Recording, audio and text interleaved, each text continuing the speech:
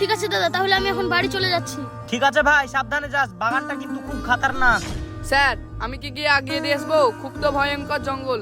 না ইমরান, তুমি গেলে হবে না। আমরা যদি এখান থেকে চলে যাই, যে কোনো মুহূর্তে আতঙ্কবাদীরা হামলা করতে পারে। দাদা কোনো অসুবিধা হবে না, আমি চলে যাব। আচ্ছা ঠিক আছে, দেখে শুনে যা।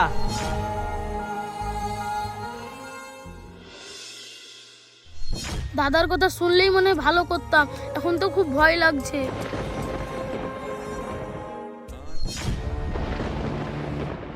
কিরে ফজির ভাই, কোথায় যাচ্ছিস? আরে তোমরা কারা, আর আমাকে এভাবে ঘেরেছে কেন? আমরা কারা চিনতে পারছিস না? আমরা তো জম।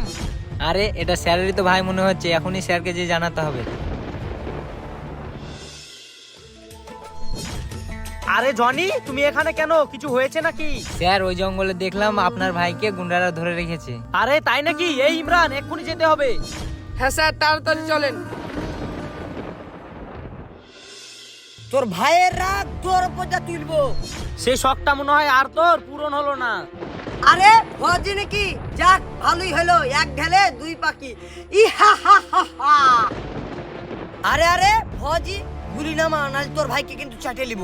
আচ্ছা আচ্ছা ঠিক আছে, আমি গুলি ফেলে দিচ্ছি, কিছু করিস না আমার ভাইয়ের। কিছুই করবো না, শুধু একটা। এই তুই এটা কি করলি?